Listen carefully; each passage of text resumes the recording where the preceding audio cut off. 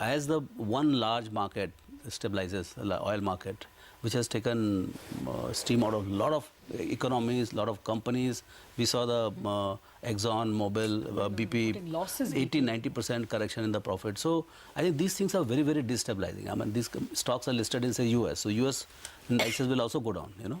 So clearly, the first thing is that oil must stabilize. And we are seeing some sense of stability coming in. Not fully stabilized, but looks like the bottom it has hit. So once oil stabilizes, then other commodities also will get some kind of a stability. So everything has hit the bottom, whether it is coal, gas, iron ore, zinc, aluminium. Everything is in pits right now. Thousands of shares hitting new high almost every day. So these are the depressed times, and one can keep justifying, can it go another 5% down? Yes, but these are times to really prove yourself whether you're a trader or investor. Only the true investor would stay invested right now. Okay. What would be the new thing? So, it's all about the companies. I obviously look at businesses also, but it's all about the companies. What I have seen in my wealth creation studies, more recently in this one, 20th wealth creation study, mid to mega, that the growth can be anywhere. In worst of the time, you can find 20, 30 companies growing very rapidly. And you've seen that discussion, like today, say, Supreme Industry has grown at 40%. So, okay. And you'll see, Pidilite turned out to be a fantastic result. Webco has given very good result. So there are bright spots.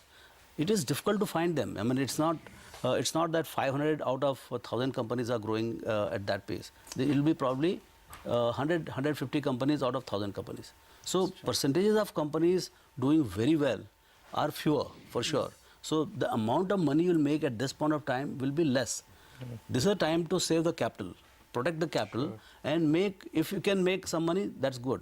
But this is a time to protect the capital. Okay. Raamdeo, are you rattled by what's happened with Interglobe? I remember we talked about it a month back. That's one of your largest holdings in your... For public sector banks, in any case, there is no equity value left in public sector banks.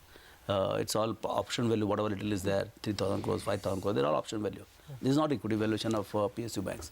But private sector banks, the government is not going to come and give you capital free of cost, and their valuations are not like an option value. Their budget deliver for market, and what would be the top expectation from the budget?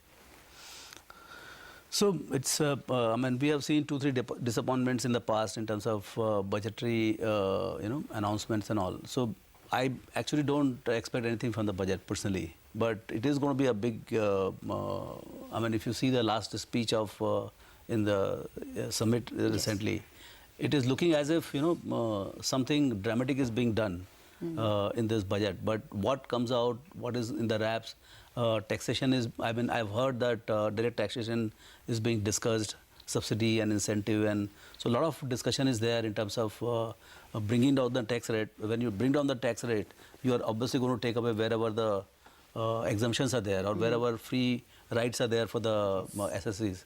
So what exactly will be the extent of change? Will it be truly transformational?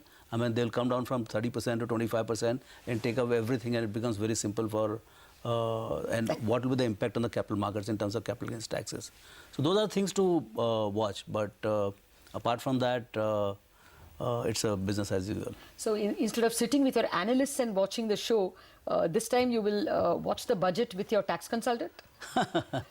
No, it's fun to watch the finance ministers, give all those... But you're not going long on any set of stocks before the budget? No, I don't. Budget or no budget, investing goes on in the sense